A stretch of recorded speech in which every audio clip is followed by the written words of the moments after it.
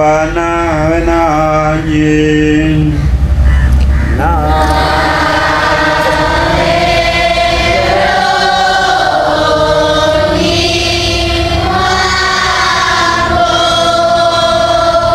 Somo la Injili lililoandikwa na Mathayo.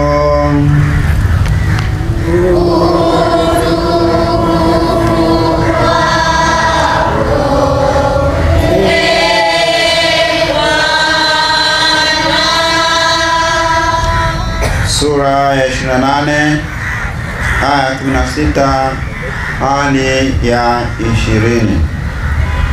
Na wale wanafunzi 11 wakaenda Galilaya mpaka mlima ule alioagiza Yesu. Nao walipomwona walimsujudia, lakini baadhi yao waliona shaka.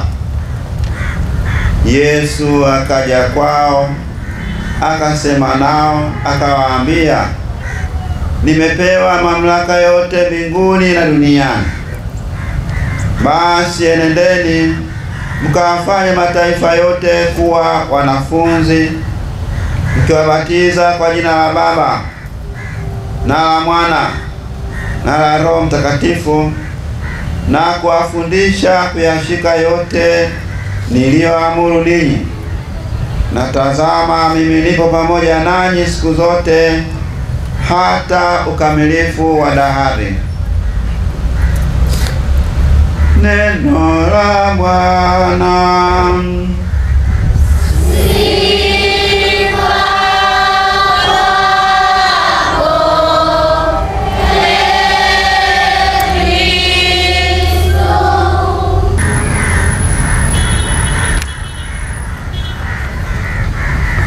Basi kabla ya mambo yote, nataka dua na sala na maombezi na shukrani zifanyike kwa ajili ya watu wote, kwa ajili ya wafalme na wote wenye mamlaka, kuishi maisha ya utulivu na amani.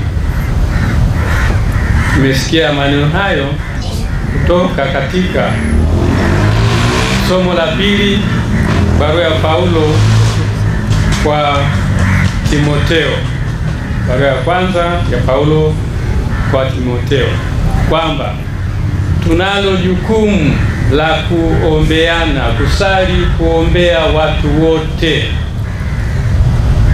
Tunalo jukumu la kusali, kuombea watu wote. Usijiombee mwenyewe tu, ila kuwaombea na wengine, ili sije tukasahau kitu hicho. Watoto wapendwa, na ninyi najua kwamba watoto ni wanyofu. Watoto ni wanyofu, na Mwenyezi Mungu sikiliza sala za watoto. Sasa naomba msimame. Ninyi watoto wote simameni. Wote watoto wote wa kipapa simameni. Nyote.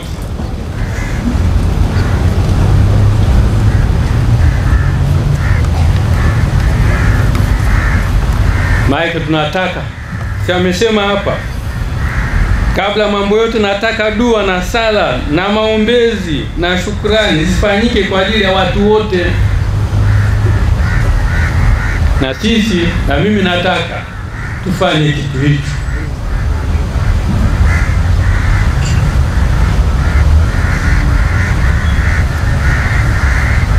Kwa watoto, nadhani hakuna shida hapo ulipo, ili sala zetu zilete uzito mbele ya Mwenyezi Mungu, naone kwamba kwa kweli tunamkimbilia. Hapo ulipo mtoto, naomba upige magoti. Usiogope kwamba utapata vumbi na nini.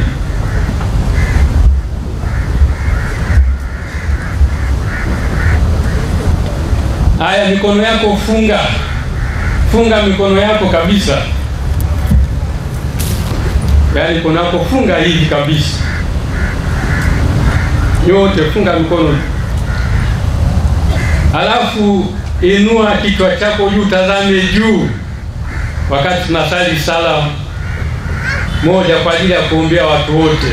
Nasali ukiwa tumeinua vichwa juu kwa Mungu wetu, na tutasali sala ya Baba yetu kwa taratibu, ambayo itakuwa nini? Ni sala ambayo tunahitaji kuombea watu wote kama anavyotudai huyu Paulo. Haya. Baba yetu uliye mbinguni, jina lako litukuzwe, ufalme wako ufike, utakalo lifanyike duniani kama mbinguni. Utupe leo mkate wetu wa kila siku, utusamehe makosa yetu kama tunavyowasamehe na sisi waliotukosea, usitutie katika kishawishi, lakini utuokoe maovuni. Amina. Hiyo ni sala ambayo tumeisali kwa ajili ya kuombea watu wote. Sasa amesema sio kuombea watu wote tu, ila pia alisema kwa wafalme na wale wanaotutawala. Tukumbuke enzi hizo waliokuwa wanatawala ni wafalme na waliokuwa chini yao. Enzi hizo hapakuwepo na mambo ya demokrasia kwamba mnapiga kura mnamchagua kiongozi. Hapana, ilikuwa ni wafalme walikuwa wanatawala. Ndio maana anasema kwa ajili ya wafalme na wanaotutawala, ili watu tupate kuishi kwa utulivu na amani. Ndivyo alivyosema. Kwa hiyo sasa pia tutasali kwa ajili ya kutuombea, kwa ajili ya kuwaombea wale wanaotutawala. Hapa amesema wafalme, kwa ina maana kwamba kwa upande wa serikali, kwa upande wa serikali ukianzia ngazi ya juu kabisa tangu rais na wote huko mpaka si mawaziri, wakuu wa mikoa, wilaya, nini, mpaka unashuka chini kabisa mpaka kwenye naniwa vijiji huko, vijiji au mitaa. Hao ni viongozi ambao wanao tutawala, na hao tumeambiwa kwamba hatuna budi kuwaombea ili tuishi kwa utulivu na amani. Kwa hiyo na hao pia tunawaombea. Sasa mara hii unaangalia juu na mikono yako umefanya nini? Na mikono yako umeinua juu, na mnaiangalieni kwa mikono yako umeinua juu, juu kabisa. Na ukiwa unaangalia huko juu kwa Mwenyezi, tukiwaombea viongozi wetu wanaotutawala ili tuweze kuishi kwa utulivu na amani. Ndivyo mwandishi anavyotutaka. Na tutasali sala hiyo hiyo ya Baba yetu. Baba yetu uliye mbinguni, ulitukuzwe, ufalme wako ufike, utakalo lifanyike duniani kama mbinguni. Utupe leo mkate wetu wa kila siku, utusamehe makosa yetu kama tunavyowasamehe na sisi waliotukosea, usitutie katika kishawishi, lakini utuokoe maovuni. Amina. Asanteni watoto, naomba sasa mketi.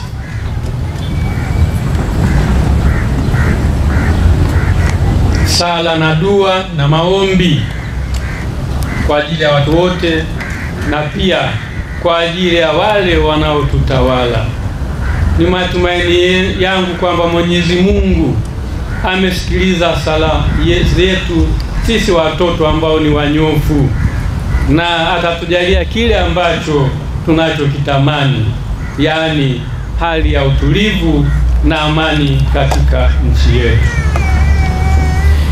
Watoto wapendwa, kila ninapoenda sehemu mbalimbali, hasa kwenye kutoa kipaimara, huwa naongelea mambo kadhaa ambayo yanawasaidia watoto, kwa sababu t-shirt mlizovaa kwa nyuma kumeandikwa mtoto ni nini? Mtoto ni malezi. Kwa hiyo mara kadhaa najitahidi kuongelea mambo fulani ya kimsingi ambayo yatawasaidia ninyi watoto katika kukua vizuri kimalezi. Jambo la kwanza ni kujifunza sala na kusali.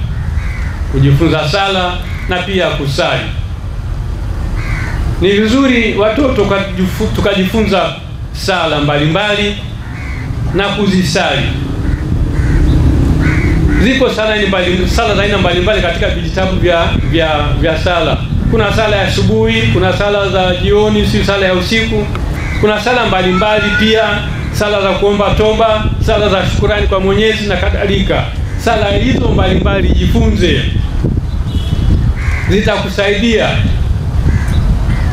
Nakumbuka tulipokuwa shule ya msingi darasa la 5, alitokea mwalimu mmoja, niliona alikuwa tofauti kabisa na walimu wengine. Akaja ubaoni akaandika sala ya Mtakatifu Yuda Tadei. Akaiandika pale na akatambia watoto, sala hii mwe mnaisali kila siku, sala ya Mtakatifu Yuda Tadei. Ambapo katika sala hiyo kuna sehemu ambapo unaweka ombi lako. Nakumbuka kabisa. Kwa hiyo tukaandika ile sala, tukajifunza. Na tukaona kwamba ilikuwa sala nzuri. Kuanzia wakati ule mpaka leo hii huwa hiyo sala naisali kila siku. Tangu darasa la 5 huwa naisali kila siku. Na nilijifunza wakati ule. Ndio maana nasema kwamba sala lazima ujifunze sala ili baadaye uweze kufanya nini, kuisali. Kama ujifunzi sala utasali nini? Kwa hiyo watoto, naomba tuwe na moyo wa kujifunza sala na pia moyo wa kusali. Na ninawaambia watoto tunapoenda kwenye primary kwamba unapoamka asubuhi, unapoamka kabla yoyote ile unafanya nini? Unasali. Kabla hujatoka hapo kitandani unasali. Unasali kwanza kumshukuru Mwenyezi Mungu ambaye aliyekuamsha. Aliyekuamsha, kwa sababu tunajua watoto wapendwa, kuna watu ambao wanapolala hawaamki. Sasa wewe umeamka, kwa nini usimshukuru Mungu? Kwa hiyo tuwe na mazoea kabla ya kutoka kitandani, sali na kumshukuru Mungu. Na pili, sali kumwomba Mungu baraka kwa siku ambayo inaanza. Mwenyezi Mungu akulinde kwa siku ambayo inaanza. Ni sala fupi tu, haichukui muda. Kumshukuru umeamka salama na kumwambia Baba Mungu, naomba baraka zako katika siku ya leo, naomba unilinde siku ya leo. Alafu unaendelea na shughuli. Kwa sababu hatari ziko nyingi. Tunaziona hatari ziko nyingi. Kuna ajali zinatokea, watu wanakufa. Unaweza kutembea barabarani huko, gari likaacha njia likakufuata likakumaliza. Naona, au tawi la mti likanyanyuka huko likakugonga ukaondoka. Kwa hiyo kuna hatari nyingi sana. Sasa kwa nini usimuombe Mungu akulinde siku ambayo inaanza? Kwa hiyo naomba watoto wetu na mazoea ya kufanya nini? Unapoamka sali, kumshukuru Mungu, na hapo kumuomba baraka kwa siku, baraka na ulinzi wake kwa siku ambayo inaanza. Pili, watoto tujitahidi kuwa na heshima. Kuwa na heshima kwa wale ambao waliotuzidi umri. Kuna kaka, dada, kuna baba, mama, kuna hata na walimu. Hawa ni ambao wamekuzidi umri. Kwa hiyo wale unawaheshimu na tena unawasalimia. Kama ni baba, shikamoo baba, shikamoo mama. Kama ni kaka, shikamoo dada, ni kaka. Kama ni dada, shikamoo dada, na kadhalika. Ndio heshima yenyewe hiyo. Kwa hiyo watoto tujifunze kuwa na heshima. Usikubali unapishana na mtu hivi tu, hata salamu hamna, hata kushangaa mtoto gani huyu ambaye hata kusalimu hajui. Kwa hiyo nawaombeni sana watoto wapendwa, tuwe na tabia hiyo ya heshima kwa wale waliotuzidi umri. Na kawaida katika mila na desturi zetu Afrika, inapotokea mahali ambapo labda kuna tukio fulani, alafu kuna kuketi Halafu labda viti havijafanya vita vijaenea kwa watu wote. Kawaida kwa desturi zetu Afrika, mtoto hawezi kuketi wakati mtu mzima amesimama. Hii haipo.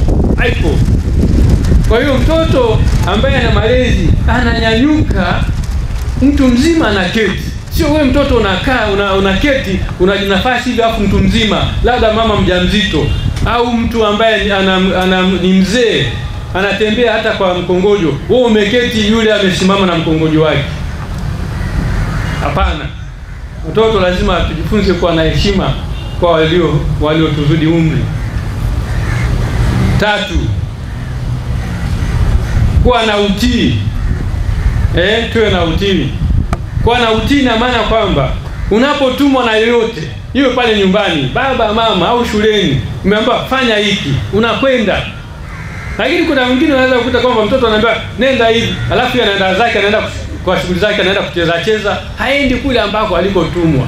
Labda nyumbani mzazi amekwambia mtoto nenda kachote maji, wewe unaenda kucheza mpira kule. Nenda dukani, wewe unaenda kucheza huko. Hapana. Uwe ni mtii, unakoelekeza unakwenda na unarudi mara moja. Hiyo inampendeza Mungu na pia inampendeza mwanadamu. Kwa hiyo watoto, naombeni sana tujitahidi kuwa watii. 4,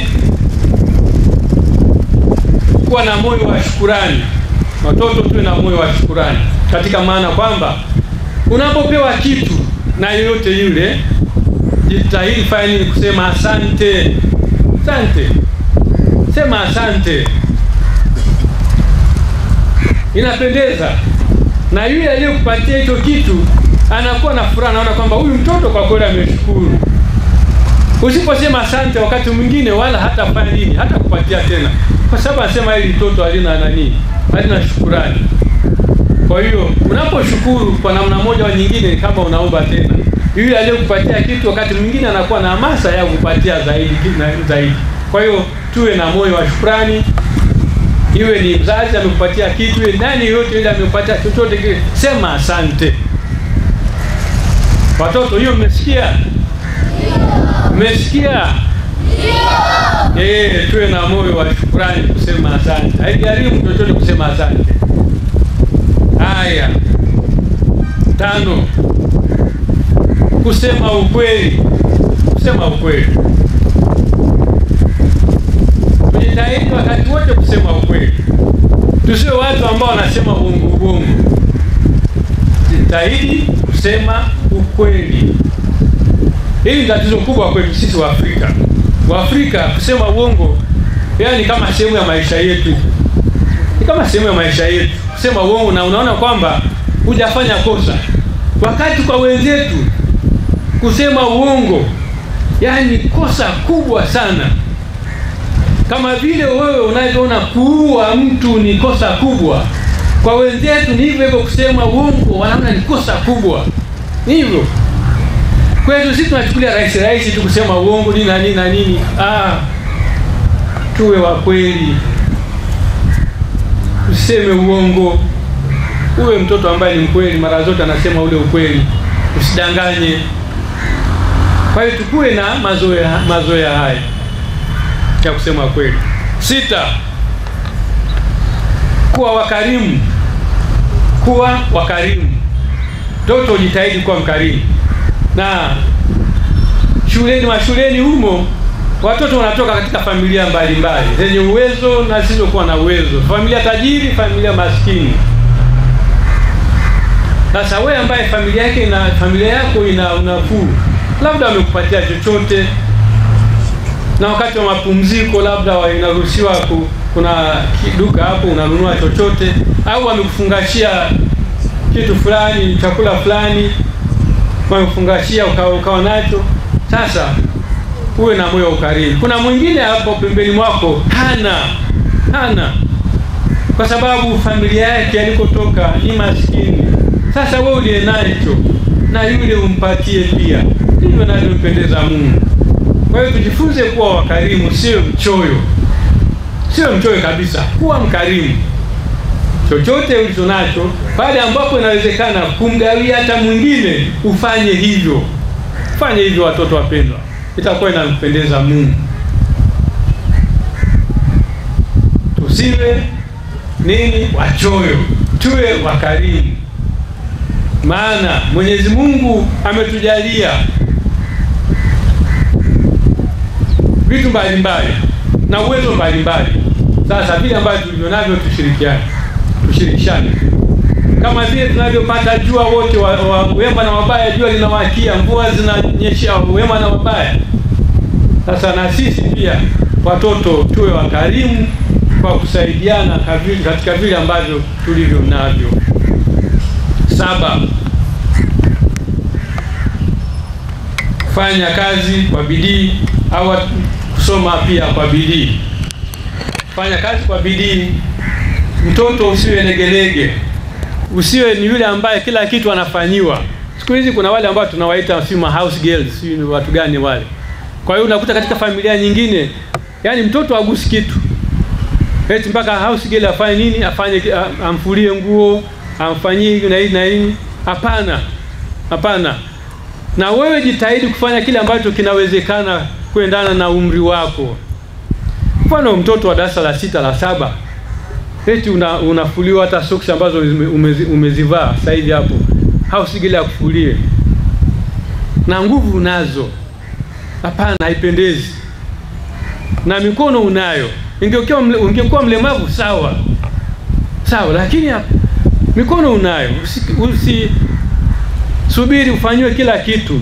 Kwa sababu kama una mazoea ya kufanya kazi, utakapokuja kuwa mtu mzima, utakuwa mtu wa hovyo kabisa kabisa na una faida katika ulimwengu huu.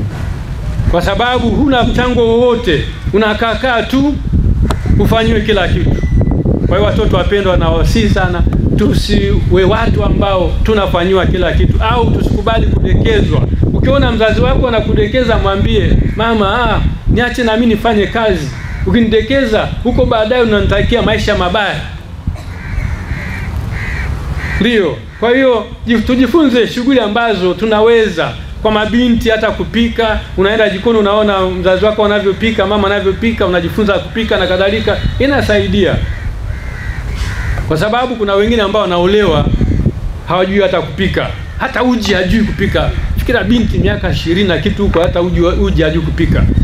Huyu ameshuka kutoka mwezini au ametoka wapi huyu? Alikuwa wapi huko?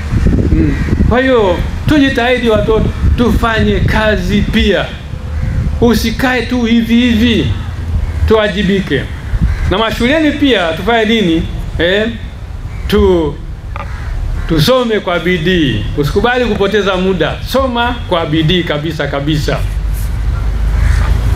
Na pia hapa nisije nikasahau mambo ya shuleni. Shuleni watoto wapendwa, kuna kipindi cha dini. Tunashukuru serikali ambayo imeruhusu kuwepo na vipindi vya dini. Sasa watoto wapendwa, naomba shuleni kwako inapotokea kipindi cha dini, uende kwenye hicho kipindi cha dini. Kuna wengine utakuta kwamba wanakimbizana huko, hawaendi, wanaenda kucheza waende katika hicho kipindi cha dini. Hii sio vizuri. Na katika darasa lako kama ni kipindi cha dini, unamjua fulani ni Mkatoliki, shike mkono, twende kwenye kipindi cha dini. Shike mkono kabisa, usimwache, twende kwenye kipindi cha dini.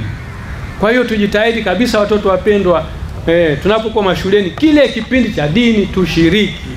Vizuri kabisa kabisa. Tukishiriki. Usimwache mwenzako, mshike mkono, twende. Ni fursa ambayo serikali imetupatia katika vipindi vya dini hivi. Kwa hiyo tutumie, inatusaidia kufahamu mambo ya imani, na pia inatusaidia kuendelea kukua vizuri kimaadili. 8,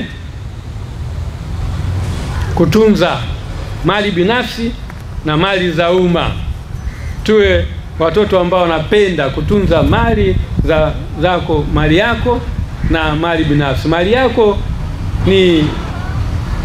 zako ni zile ambapo, kwa mfano kama nguo zako, sio madaftari yako, vyote ambavyo ulivyo navyo, ambavyo unahitaji vya kwangu, hivyo vitunze. Alafu kuna nyingine ambavyo ni vya umma, vya wengine, na hivyo pia uvitunze. Usitumie ovyo ovyo. Ujijengee tabia ya kutunza, kwa sababu utakapokuwa mtu mzima Utakapokuwa mtu mzima, kama hujajijengea tabia ya kutunza vitu, utakuwa unaharibu na kutumia vitu vibaya.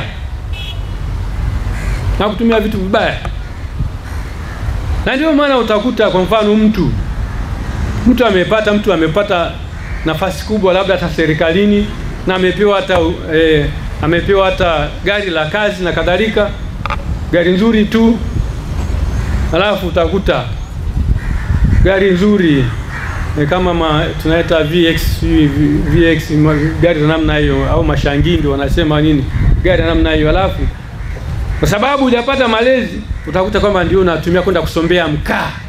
Kusombea mkaa au kuweka huko mkaa na majani, kuweka huko mchanga, vitu namna hiyo. Si la kwako, ni la umma, unatumia vibaya. Lakini kama ulikuwa umepata malezi mazuri, huwezi kutumia namna ile. Kwa hiyo watoto, tutunze mali ambazo zetu binafsi, na pia tutunze mali ambazo ni za umma. Shuleni kule vile vitu vya mali ya shule tunza vizuri. Sasa utakuta mwingine anaanza, watoto darasani huko anachukua jiwe, anaanza kukangua kwenye ukuta, anachora picha si kwenye ukuta huko na kadhalika. Hapana, sio hivyo. Tunza mali ya binafsi na mali ya umma. Na shuleni huko utakuta watu wanafunza bamiza milango tu, kwa sababu hamjui jinsi ya kufungua na kufunga milango. Watoto wengi hawajui jinsi ya kufungua wala kufunga milango. Wanafikiri kufungua mlango ni kushika kitasa alafu unasukuma mlango huko. Kufunga inafikiri kule kusukuma mlango kwa nguvu ujifunge wenyewe. Ndivyo wanavyofikiria wengine. Kufungua mlango unashika kitasa, unaingia, unaendelea, unashika kitasa kwa nyuma, alafu unarudishia mlango. Hiyo ndio namna nzuri ya kufanya nini? Ya kufungua na kufunga mlango. Sio kubamiza mlango. Wengi mnabamiza mlango mashuleni huko, na ndio maana milango ya shule haidumu.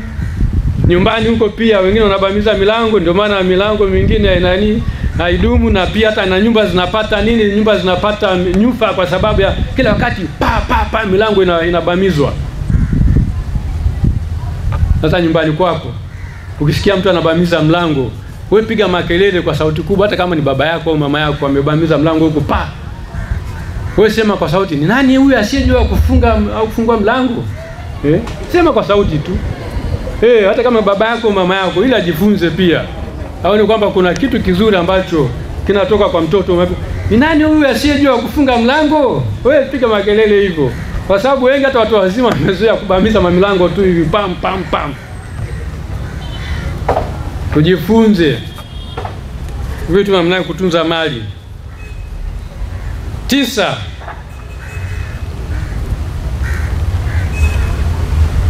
Hii ya 9 kabla sijaisema, labda niulize swali. Nani ambaye ameshawahi kuokota kitu? Nyosha mkono juu. Kuokota kitu juu. Kuokota kitu, nyosha mkono juu. Watoto huwa wanabahati ya kuokota vitu. Haya, shusha mikono chini. Nani ambaye kile alichokiokota alikitumia? Nyosha mkono juu. Naona wote wameokota na wote wakatumia. Shusha mikono chini, watoto wapendwa. Sasa ni kwamba kama umeokota, ina maana kuna mtu amedondosha na alikuwa na kihitaji hicho kitu. Huyo mtu alikuwa na kihitaji. Kwa hiyo wewe ulizia ni nani, kama ni nyumbani au shuleni. Mpelekee mwalimu, mwambie mwalimu, nimeokota kalamu hii, nimeokota hiki, na mwalimu atatangaza kwa wanafunzi wenzao nani aliyepoteza kitu na kadhalika. Usitumie kwa sababu sio mali yako. Aliyekipoteza na kihitaji. Kwa hiyo sasa tuanze kujifunza. Usitumie kitu unapokiokota. Ulizia aliyekipoteza. Kwa sababu tunaona kinachoendelea siku hizi katika jamii yetu ya Tanzania. Jinsi ambavyo watu wakiokota vitu wanafanya mali yao. Tena na wengine unakuta mtu anashukuru hata Mungu. Ameokota pochi ambayo ina fedha, anapiga magoti na mshukuru Mwenyezi Mungu. Mwenyezi Mungu, asante sana kwa baraka ambayo umenishushia. na pochi hiyo ina vitambulisho vya huyo mtu, na wewe unaenda kuvitupa hivyo vitambulisho. Huyo mtu anaanza kwenda kuhangaika kutafuta kitambulisho, si kadi ya benki, kadi ya afya, kadi si ya nini, na pesa na simu na nini, vyote hivi amepoteza, anahangaika. Wewe unamshukuru Mungu kwamba amekushushia neema. Mungu ashushi baraka kwa namna ile? Hapana. Ni tabia mbaya ambayo tumezoea kuifanya sisi wa Tanzania, kwamba ukikuta kitu unaona kwamba sasa ni mali yangu. Hapana, sio mali yako. Ulizia na inampendeza Mungu. Usichukue hicho kitu usikitumie. Ulizia. Kwa wenzetu ambao wameendelea, kuna maofisi ambayo wanaweka vitu ambavyo vimepotea, ambavyo vimeokotwa, na mtu anapookota kitu anapeleka moja kwa moja pale, wala hachukui chochote mle ndani, na anatoa maelezo wapi na lini na wapi na muda gani, na aliyepoteza anajua ofisi iko mahali fulani, naenda na anakuta kila kitu kiko vile vile. Sisi wa Tanzania, nani anaweza kufanya namna hiyo? Sisi tunaona baraka. Hata na wengine wanaenda hata kanisani kuomba misa, ameokota pochi na fedha na vitambulisho na nini, anaenda kuomba misa. Mungu, nashukuru kwa baraka ulizonishijalia. Nani anakuambia Mungu anashusha baraka kwa mtindo ule? Nani alisema? Na ndio maana tunaposikia kufanya ajali imetokea mahali fulani, Watanzania tunakimbilia pale, si kwenda kusaidia wale majeruhi, ila kuwapora vile vitu walivyo navyo. Watu wanaenda wanachukua simu zao, wanachukua fedha zao, wanachukua mabegi yao, alafu wanatokomea. Ndivyo tunavyofanya. Haya sana hii. Tusifanye hivyo. Tujifunze sisi watoto, tusiwe kama hao ambao hawakupata malezi hayo. Wanaona wakikokota kitu ni mali yake. Sisi tujifunze kwamba ukikokota kitu si mali yetu, tukirudishe kwa mhusika. Wengi wenu pengine mlisikia wakati fulani Kenya, binti fulani wa kidato cha kwanza aliokota furushi la fedha. Furushi la fedha. Tena fedha nyingi sana. Na huyu anatoka katika familia maskini. Furushi la fedha. Alichofanya ni nini? Alienda polisi. Huyu binti alienda polisi na kukabidhi ile fungu la fedha. Na polisi walimpenda na wakampa zawadi. Sema hii si kawaida. Si kawaida. Wakampa na zawadi. Sasa baba wa huyu binti aliposikia habari za alichofanya huyu binti, alisikitika sana. Huyu baba alisikitika sana. Akaona huyu binti yake ni kama tahira. Sema anapeleka fedha kule, wakati sisi tuko maskini. Hiyo fedha ingetusaidia tungeondokana na umaskini. Lakini yule binti alifanya kile ambacho kinachompendeza Mungu. Alifanya kile ambacho kinachompendeza Mungu. Kwa hiyo tujifunze kuwa hivyo. Kiokota kitu si mali yako. Ulizia. Usikitumie, ulizia alikipoteza. 10. Kutunza mazingira yetu. Popote pale ambapo unapokuwepo, nyumbani, shuleni, uwe na tabia kutunza mazingira. Usitupe takataka ovyo ovyo. Kuna wengine wamezoea kutupa makaratasi ovyo ovyo, wanakunywa maji katika chupa, kimaliza na dondosha hapo hapo. Na ndio maana tunaona hata kwenye mabasi, kwenye daladala wapi huko, watu wanapokunywa maji, akimaliza na dondosha, ipo kwenye katika hata mjini, katikati ya mji huko, kwenye lami huko, mtu anadondosha tu chupa hivi. Kwa sababu nini? Hajazoea kuweka mazingira safi. Sasa huu ni uchafu. Tusifanye hivyo. Uchafu una sehemu ya kuweka, sio kutupa tu. Kwa hiyo hiki kipindi ambacho mdacho kongamano hapa, bila shaka kuna sehemu za kutupa matakataka. Hatutazamii kwamba sehemu kama hapa tutakuja kukuta machupa yamezagazaga huko hivi. Hapana. Tujifunze kabisa. Tutafute sehemu ya kudondosha uchafu na dondosha pale. Kama wenzetu wanavyofanya nchi zilizoendelea, wanawazoesha watoto tangu akiwa wadogo kabisa. Huwezi kuona kitoto kinatupa uchafu popote pale. Anatafuta mahali pa kwenda kutupa huo uchafu. Na sisi watoto wapenda tujifunze kufanya hivyo. Tupende mazingira yetu, tuwe watu ambao wanapenda usafi, sio kutupa uchafu kila mahali. 11.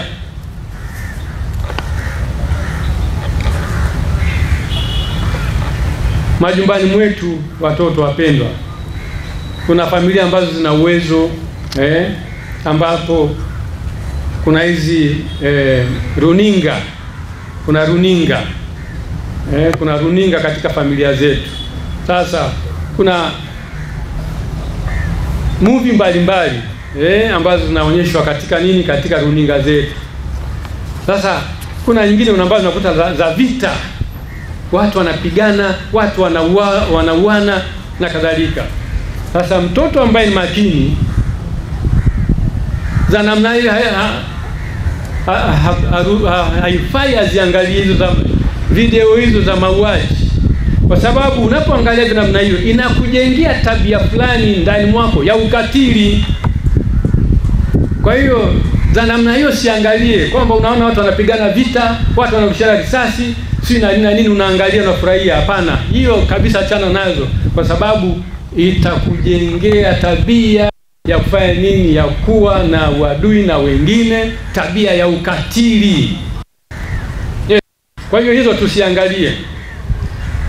Na kuna wazazi wengine ambao bahati mbaya wana hizi haya matoi, si wanasesere au kwa wingi wanasesere vitoi hivi. Kwa mfano vitoi kama bastola hivi, bastola ambayo anaweka labda mpira, alafu anamina namna hii, kanatoka mpira tap kana kwenda. Viko vitoi vya namna hiyo, vitoi vya silaha. Sasa vya namna hiyo pia havifai. Mzazi bila kujua anaadhibu mtoto wake. Sehemu fulani Marekani hivyo mtoto alizoea nini? Mtoto alizoea kitoi cha bastola ambacho sasa kuna kitu kama mpira. Kwa hiyo mara nyingi analenga shabaha, anapiga pap, inaenda inagonga hapo, kampira kanatoka, kanafanya nini, kanaenda kugonga hiyo simu ambapo amelenga. Sasa siku moja huyu mtoto ametoka na baba yake, wameenda kuogelea, wameenda baharini kuogelea. Kwa hiyo huyu baba akaacha kamfuko kake hapo na bastola yake kwenye hapo kwenye mchanga, akaenda kuogelea, na mtoto akamwacha pale. Mtoto akamwacha pale anacheza pale. Kitoto kile kikachukua bastola ile, yona kama nini, kama ile toi ambayo amezoea kufanya nini, kutumia kule nyumbani.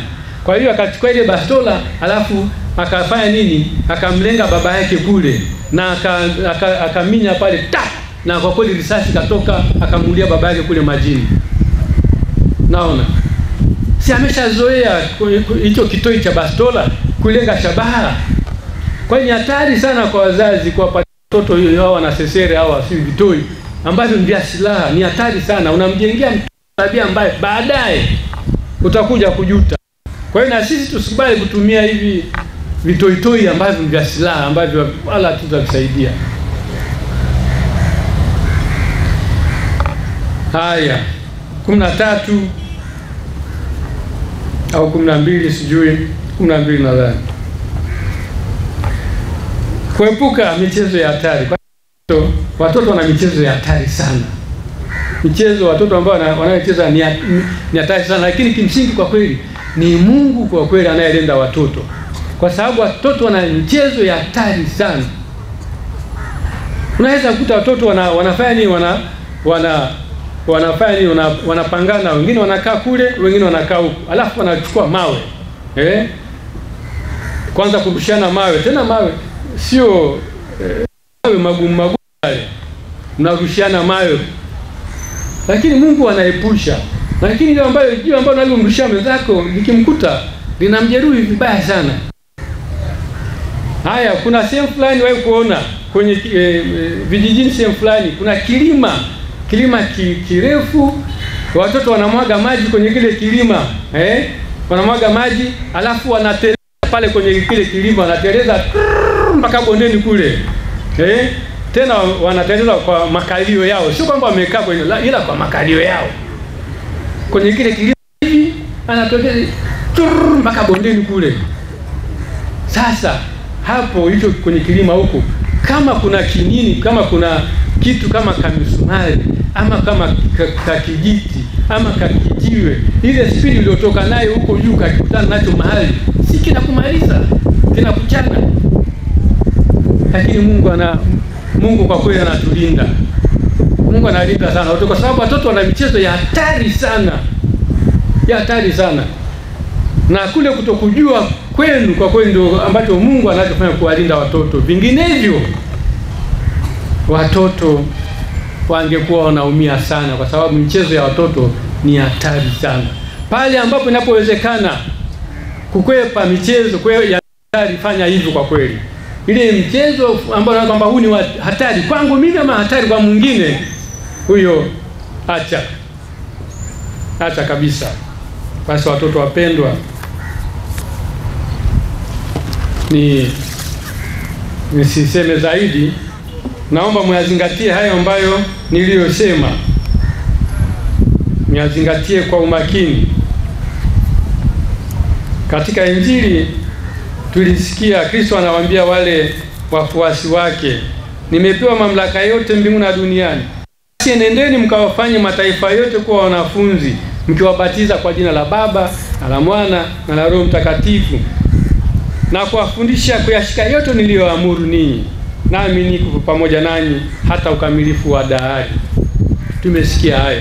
Sasa ninyi watoto,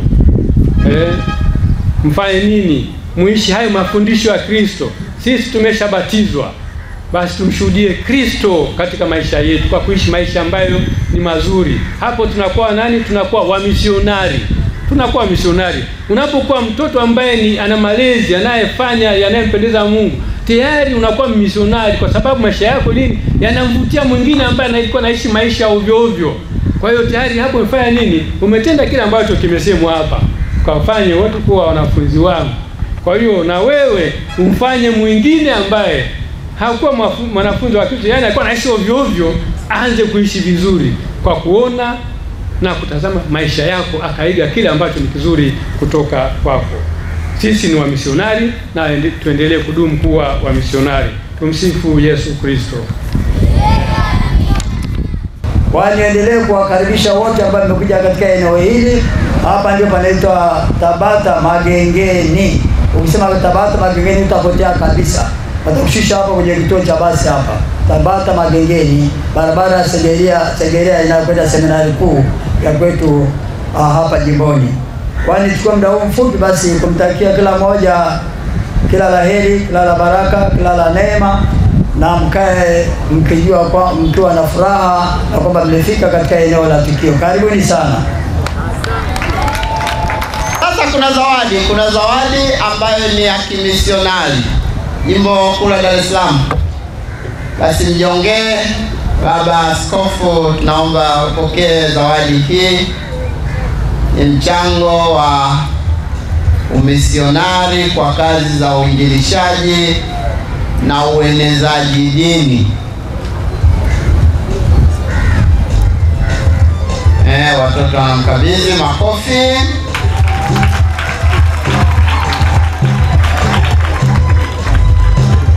Basi Baba Askofu, tunaomba tusikie neno lako na kutuhitimishia. Karibu.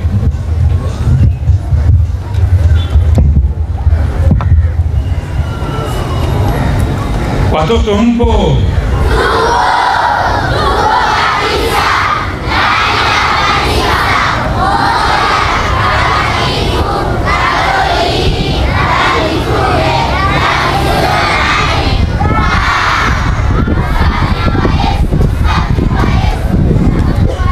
Asanteni sana watoto, asanteni sana waheshimiwa wakurugenzi wa mashirika ya kipapa katika majimbo haya ya kanda Dar es Salaam, mheshimiwa baba paroko, mheshimiwa mapadri wengine waliofika katika ibada hii, wapendwa sana walezi wa watoto mtakatifu, wapendwa sana watoto wa kipapa. Tumsifu Yesu Kristo.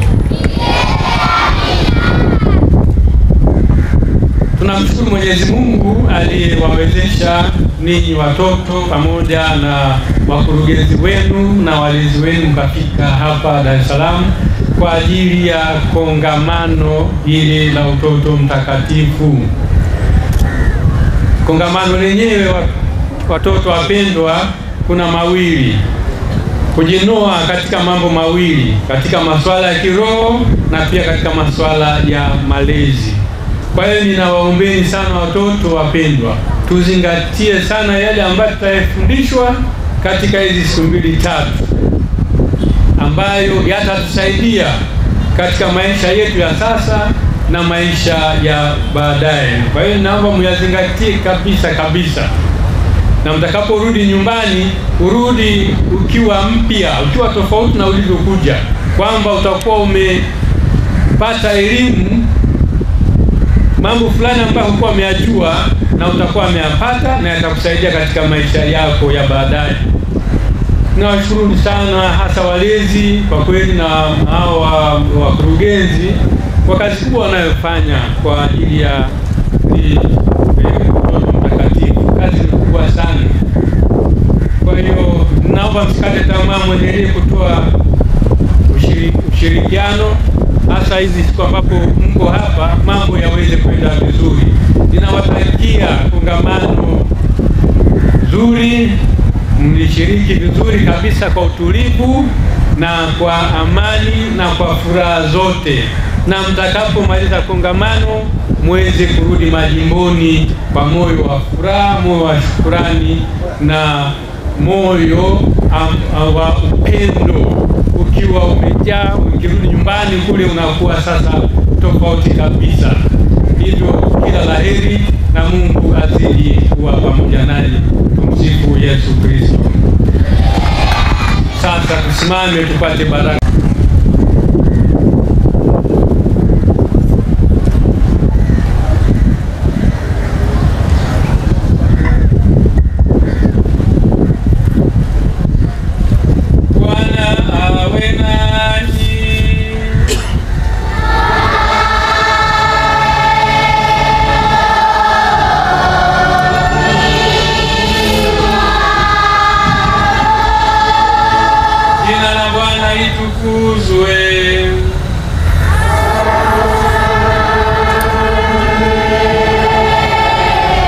Msaada wetu katika jina la Bwana.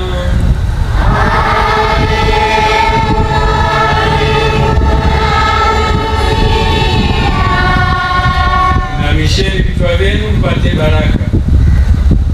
Bwana wabariki na kuwalinda.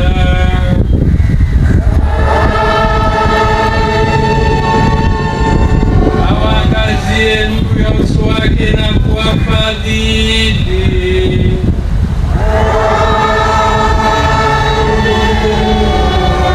Awainulie uso wake na kuwapa amani.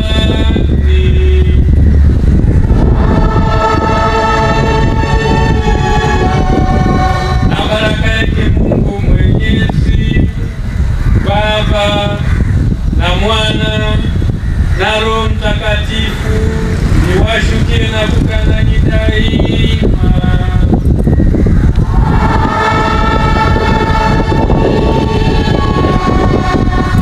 Nendeni na amani.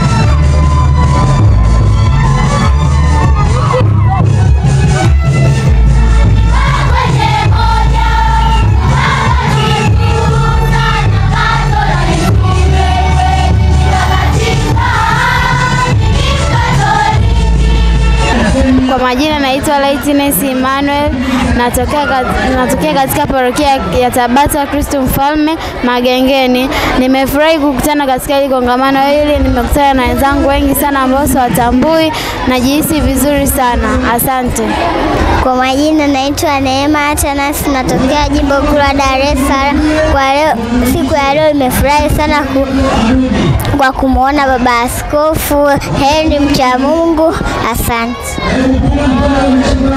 Kwa majina naitwa Priska Flavia, natokea katika jimbo la Dar es Salaam. Nimependa mahubiri ya baba askofu na yamenifurahisha na yamenifundisha. Ninapokwenda naweza nikaenda kuwafundisha. Jambo gani moja ambalo utaanza kulifanyia kazi ambalo baba askofu anafanya? Kazi. Asante sana. Kwa majina naitwa Nathan Maundi, natokea katika jimbo la Dar es Salaam. Napenda kutoa shukrani kwa baba askofu. Nimejifunza katika leo mahubiri kwa tunatakiwa kufanya kazi na tukiwa tunaokota vitu tu tunawapelekea wenyewe. Kwa majina naitwa Consolata Freddy Festo, natokea jimbo la Tanga. Mimi ninacho furaha yangu kwamba askofu amekuja kutuelimisha kwenye hii misa takatifu. Jambo gani umejifunza kutoka kwa baba askofu? Jambo ya kusali, kila kitu, mavazi na kusali. Tumsifu Yesu Kristo. Kwa majina naitwa Melissa Pascal Kesi, natokea jimbo kuu la Dar es Salaam. Nimependa kwenye ile kongamano dhidi askofu anavyotuhimiza kusali na kuwapenda wenzetu, pia tusiwe tu tunajiombea wenyewe na kuombea wenzetu. Asante. Kwa majina naitwa Evelyn Respicious. Nilichofurahi baba askofu amekuja na nilichojifunza kwake hekima na usafi wa mazingira. Kwa majina naitwa Baraka Malti. Nimejifunza kwa baba askofu, nimejifunza kusali na nimejifunza jinsi ya kutunza mazingira na kuheshimu wakubwa. Okay, asante. Kwa majina naitwa Humphrey Justin. Nimejifunza kutunza mali zangu mwenyewe na mali za serikali na kusali na kumwabudu Mungu. Okay, asante. Kwa majina naitwa Jairus Justus. Umejifunza nini kutoka kwa baba askofu leo? Nimejifunza kusali sala mbalimbali. Kusali sala mbalimbali. Okay, asante. Hawa wawili wa mwisho. Kwa majina naitwa Melkiola Samuel Mboya. Mimi nimejifunza kuwa mwadilifu na kutodanganya na kuheshimu wakubwa wangu. Okay, asante sana.